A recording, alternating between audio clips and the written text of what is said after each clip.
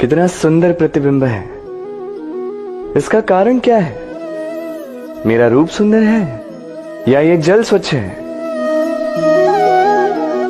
नहीं, ये जल स्थिर है, शांत है।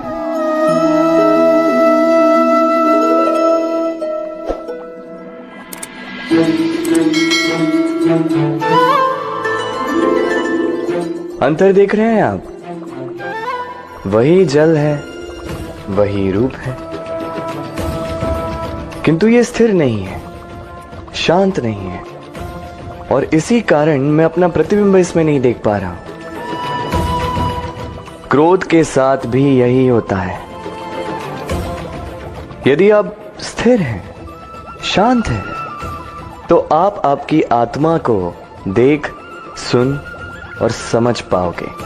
किंतु क्रोध इस आत्मा की पुकार को पी जाता है। इसलिए अपने क्रोध पर वश रखें। कहीं ऐसा ना हो कि मूर्खता के कारण जन्मा ये क्रोध आपको पश्चाताप के अंत तक ले जाए। राधे राधे। मन, मनुष्य, मान, इन तीनों का प्रारंभ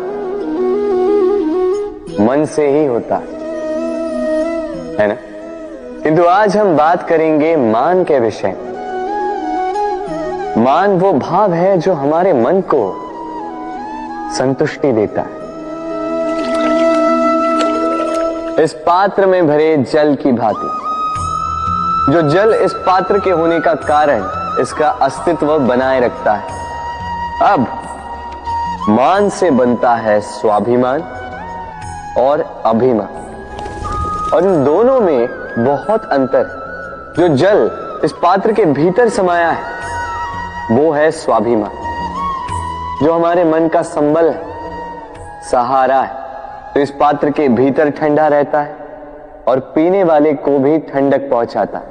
और जो जल इस पात्र से बाहर छलके वो है अभिमान, जो बाहर की ताप से भाप बनकर उड़ जाता है।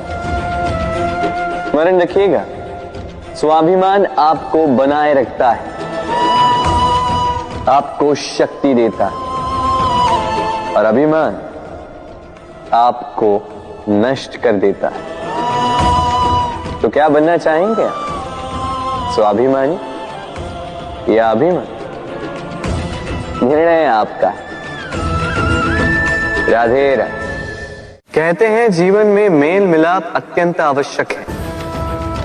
संबंधों का आधार भी बनता है, व्यापार भी चलाता है, किंतु सबसे अधिक महत्वपूर्ण है व्यवहार।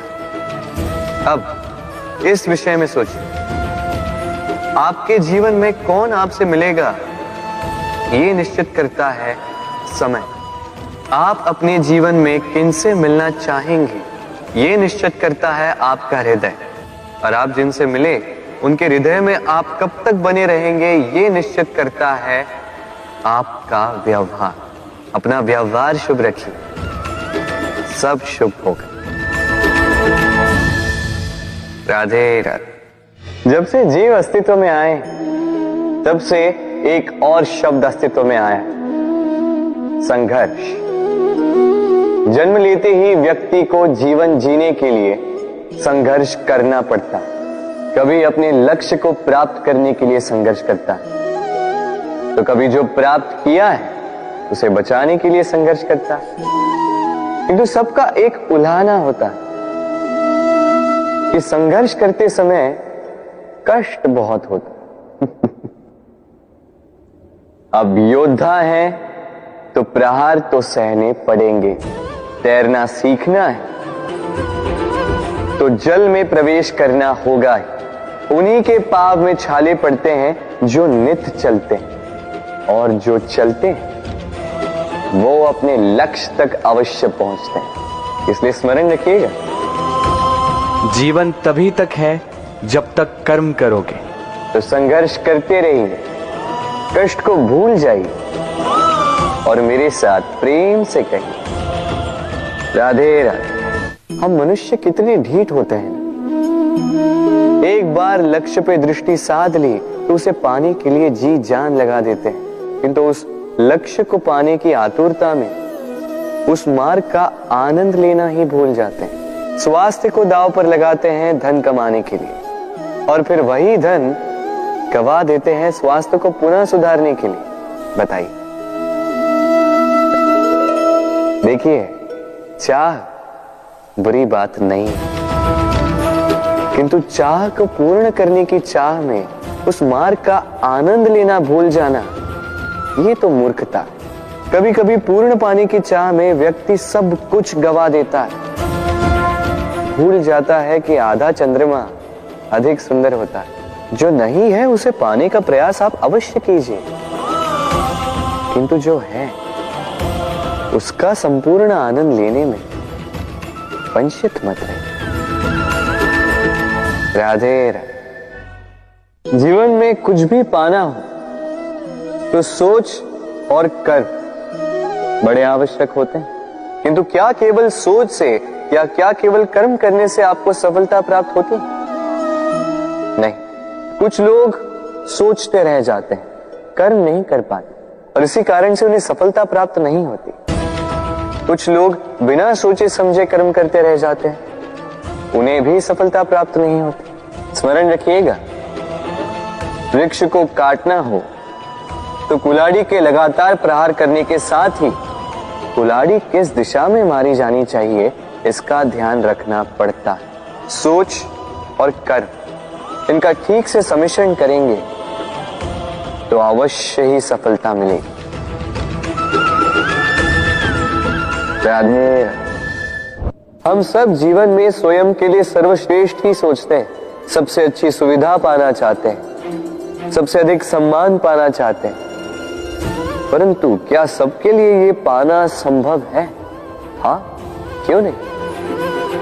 बस बाधा है समय। हमारा जीवन स्थायी नहीं है, इसलिए यदि समय का सदुपयोग करोगे तो तनिक सरलता होगी।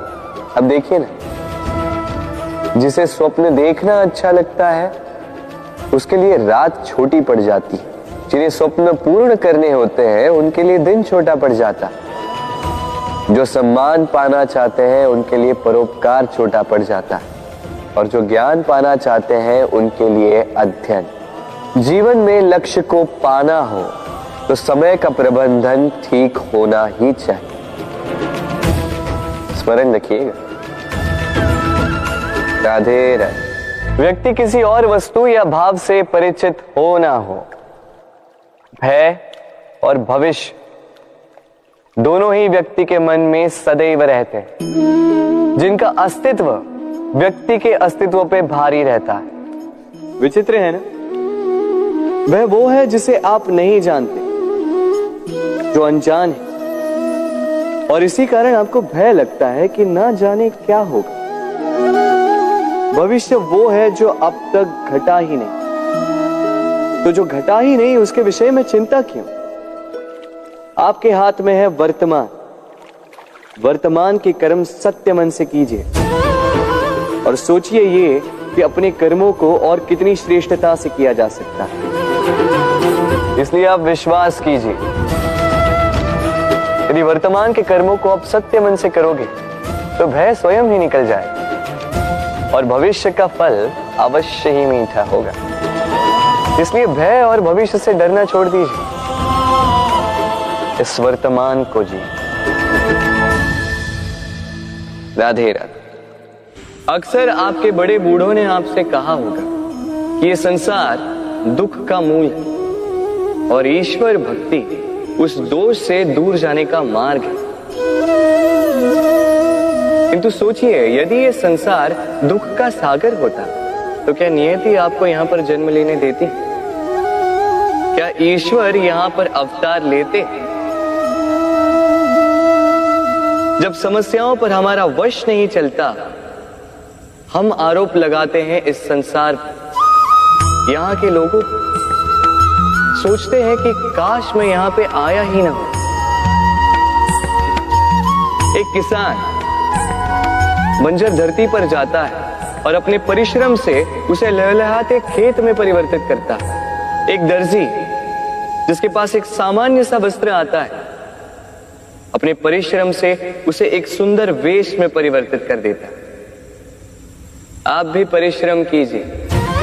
ये महत्वपूर्ण नहीं है कि आप किस संसार में आए, ये महत्वपूर्ण नहीं है कि आप यहां कैसे आए।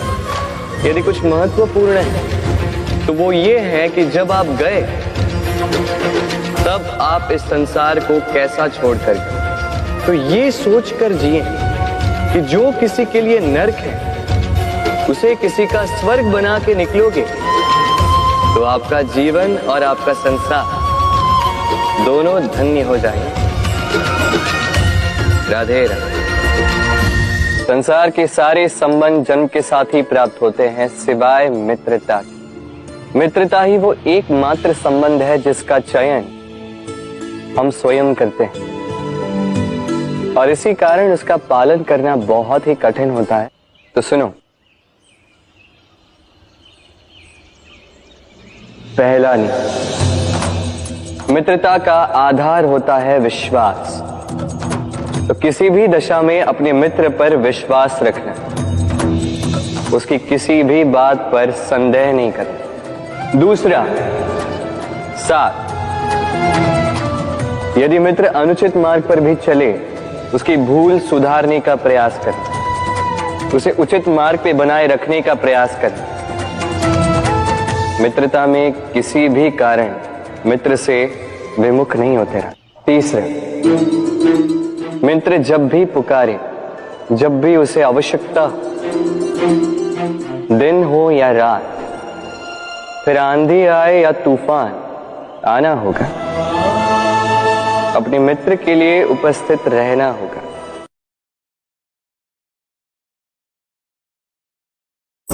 सूर्य का ताप कितना प्रखर होता है, सारी वनस्पतियों को सुखा देता है। तालाब हो, सरोवर हो, नदियां हो, सभी सूख जाते हैं। किंतु कभी आपने सुना है सूर्य के ताप से समुद्र सूख गया? ऐसा कभी नहीं होता। और यही छिपी है एक अमूल्य जीवन की सीख। समुद्र की भांति स्वयं को धैर्यशील बना दोगे, स्वयं में वो संयम लाओगे, तो कठिनाइयों की धूप आपको कुछ नहीं कर सकती। आपसे वो भाप निकलकर एक मेघ बन जाएगा जो जाके सूरज को ढक देगा और फिर होगी केवल सफलता की वर्षा। तो आइए और मेरे साथ धैर्य से कहिए, राधे राधे।